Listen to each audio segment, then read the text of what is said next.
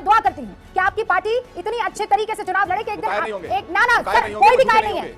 ठीक, मेरा प्रधानमंत्री कायर नहीं है, मेरा प्रधानमंत्री कायर नहीं है। मेरा प्रधानमंत्री ऐसा है जिसके आगे नतमस्तक होते हैं लोग। मेरा प्रधानमंत्री वो है जिसे देखकर कहते हैं ही इज द बॉस। मेरा प्रधानमंत्री वो है जिसको रशिया का राष्ट्राध्यक्ष भी फोन करता है और ज़ेलेंस्की भी फोन करता है। इन मोहतरमा को सुनकर आप ये समझ रहे हैं कि ये भाजपा की कोई प्रवक्ता है, तो आप बिल्कुल गलत हैं।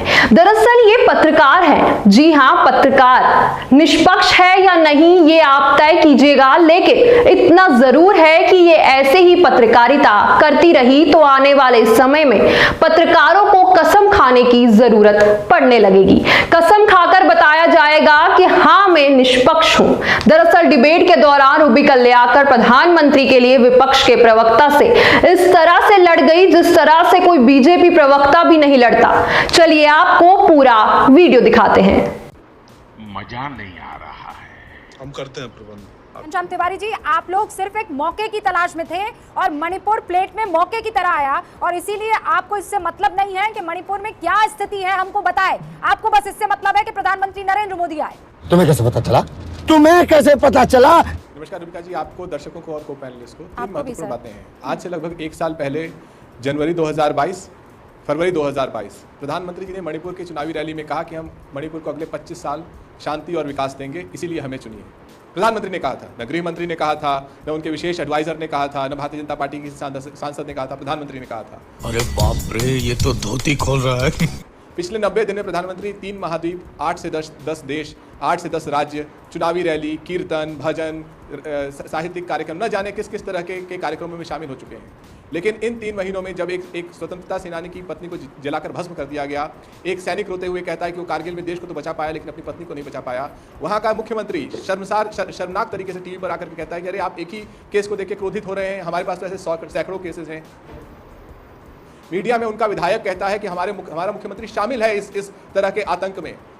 मीडिया में खबरें आती हैं किस तरीके से मुख्यमंत्री से संबंधित आदमी वहां का सबसे बड़ा आतंकी संगठन चला रहा है। वहां की राज्यपाल जो महिला है कहती है मैं असहाय हूं, मैं कुछ नहीं कर सकती। तो अगर पूरे बीच मत चलाइए, बीच मत बोलिए, मैं आपके बीच में नहीं बोल रहा था। बोलने दे, तकलीफ हुआ है बेचारे को। बोल। ये दर्शकों का अपमान है, ये दर्शकों का अपमान है। बीच में मत बोलिए, अपने समय पर बोलिए। मैं चुप हो जाऊंगा, आप जब बोलना होगा बोलिएगा, लेकिन मुझे अपना वाक्य पूरा करने दीजिए। जहां पे जिस देश में प्रतिदिन 100 महिलाओं का रेप होता है, ये आंकड़े हैं एनसीआरबी के, 1000 महिलाओं के खिलाफ प्रतिदिन अपराध होता है, ऐसा कोई राज्य नहीं है जहां पे आकर ये न होता हो। वहां पे प्रधानमंत्री यहाँ पर एक राजनीतिक सामाजिक गुट बना करके महिलाओं को इस तरीके से अपमानित किया गया और इस तरीके से उनके साथ दुराचार किया गया। यही नहीं, अभी और सुनिए। 8 और 9 फरवरी के बाद संसद में बोला ही नहीं है। इस साल प्रधानमंत्री संसद में कितने शब्द बोले हैं उन्होंने? क्या देश का प्रधानमंत्री इतने प्रचंड बहुमत के बाद भी, जब स्पीकर उनकी पार्टी से है, प्रचंड बहुमत उनका है, अपने तरीके से संसद में जाके बोल नहीं सकता है? शर्मनाक है देश के लोकतंत्र के लिए। ये पहला ऐसा प्रधानमंत्री को बोलना चाहिए। लेकिन आप मुझे, आपको पता है कि पीएम बोलेंगे कि नहीं बोलेंगे? मैं अभी मणिपुर का जिक्र कर रही हूं। अबे जल्दी बोल, कल सुबह पनवेल निकलना है। आज का अखबार कहता है कि देश का गृह मंत्री, जो कि एक कद्दावर नेता है, चाणक्य है, न जाने क्या क्या है, उसको चुनावी रैली का इंचार्ज बनाया गया है। सोचिए, मणिपुर जल रहा है, संसद में बहस नहीं हो रही है, प्रधानमंत्री छुपे छुपे घूम रहे हैं, और गृह मंत्री क्या करेगा? चुनावी रैलियां कराएगा। ये सरकार सिर्फ इमेज मैनेजमेंट करती है, इसको कोई फर्क नहीं पड़ता। मणिपुर ध्वस्त हो जाए, अमित शाह को फर्क नहीं पड़ेगा, नरेंद्र मोदी को फर्क नहीं पड़ेगा। क्यों? बात तो सही है। तारीख से वहाँ एक हत्या नहीं हुई है, सवाल ये है कि मौत की खबर नहीं आई है। मत कीजिए ना सर, गलत बात।